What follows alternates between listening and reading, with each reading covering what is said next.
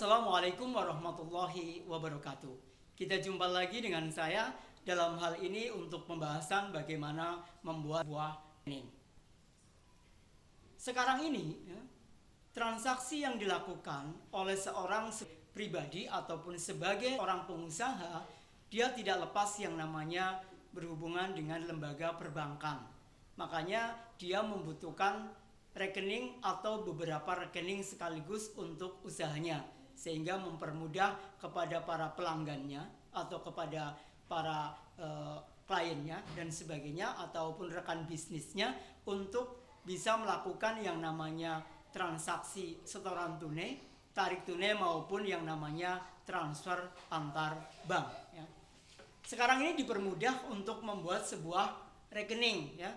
Rekening tersebut bisa dilakukan, sekarang ada beberapa bank yang bisa dilakukan dengan cara scanner barcode saja dan tidak perlu datang ke sebuah kantor.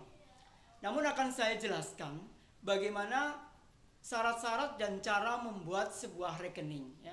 Apabila kita datang ke sebuah kantor perbankan ya, nanti kita datang ke sebuah kantor kemudian bertemu dengan yang namanya customer service, maka di sana kita sudah membawa persyaratan-persyaratan yang dibutuhkan. Syarat yang pertama adalah KTP atau SIM ya.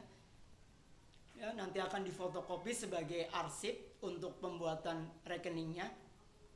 Karena rekening bisa ada rekening atas nama pribadi ataupun rekening atas nama badan usaha. Kalau rekening pribadi hanya satu orang saja yang bersangkutan datang ke kantor perbankan. Namun apabila rekening badan usaha maka biasanya dibuat menjadi dua orang, yaitu bendahara dan ketuanya. Untuk syarat-syaratnya tadi sudah KTP yang dibawa ya, dibawa ke sebuah bank ya, nanti akan dicek keabsahan KTP tersebut, di mana nomor KTP itu harus sesuai dengan NIK yang ada karena menunjukkan itu adalah identitas yang sebenarnya, kapan lahir, di mana dia tinggal dan sebagainya. Kemudian setelah memberikan fotokopi atau KTP-nya, maka akan mengisi sebuah belangko yang disediakan oleh perbankan. Biasanya diisi secara lengkap, tetapi awalnya adalah mandatori yang dibutuhkan oleh sebuah bank. Jika belangko-belangko tersebut sudah diisi, maka tinggal sebuah proses dalam pembuatan yang namanya rekening.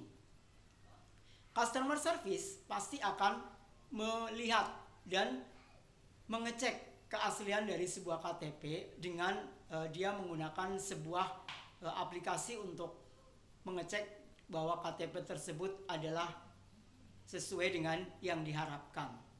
Ya. Seorang nasabah atau penabung itu nanti akan dibuatkan yang namanya rekening. Namun dalam customer service dia pasti akan membuat atau membentuk terlebih dahulu ya yang namanya CIF atau Customer Information File, di mana bahwa Customer Information File atau disingkat CIF itu bisa dibuat beberapa rekening sampai dengan 10 rekening ya. Karena tidak boleh ada yang namanya double CIF. Kalau double rekening adalah boleh. Dan setiap rekening yang akan terbentuk nanti setelah dibuat CIF, maka tinggal membuat sebuah rekening tersebut. Tergantung daripada produk-produk yang ada di perbankan. Ya, rekeningnya tersebut mau produk yang mana dan sebagainya. Tentunya setiap bank mempunyai aturan dan mempunyai produk yang berbeda-beda.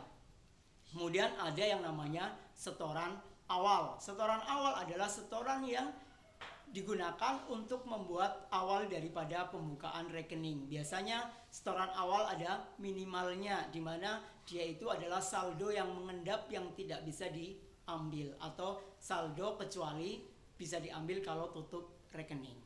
Nah, pada saat sudah dilakukan koreksi ataupun dicek oleh customer service, maka nanti akan terbentuk sebuah rekening ya.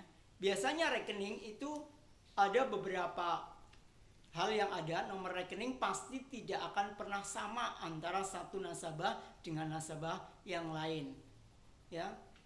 Makanya nomor rekening pasti akan berbeda. Nama boleh sama, alamat mungkin sama, tanggal lahir mungkin sama. Tetapi nanti pada saat pembuatan sebuah rekening akan terbentuk dan itu adalah milik daripada orang tersebut.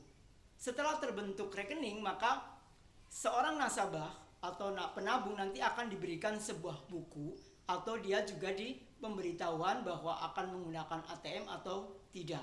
Jika menggunakan ATM, maka akan disertakan setelah dibuatkan rekening, dia akan dikasih sebuah buku rekening dan sebuah ATM. Ini ada beberapa contoh buku ya atau rekening yang sudah terbentuk sebagai nilai rekening ya.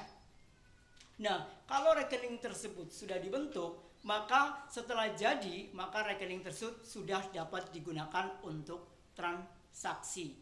Baik transaksi yang namanya setoran maupun transaksi tarik tunai ataupun transaksi yang dilakukan melalui ATM atau menggunakan transaksi yang dilakukan transfer antar bank atau sesama bank. Nah, dengan itu sungguh sangat memudahkan kepada para penabung untuk menyimpan dananya di sebuah perbankan dan sebagainya ataupun melakukan transaksi-transaksi kepada para pebisnisnya, dan dia akan mudah untuk bisa memberikan transaksi-transaksi yang dilakukan, jual dan beli sebagainya menggunakan transaksi yang digunakan dengan rekening tersebut.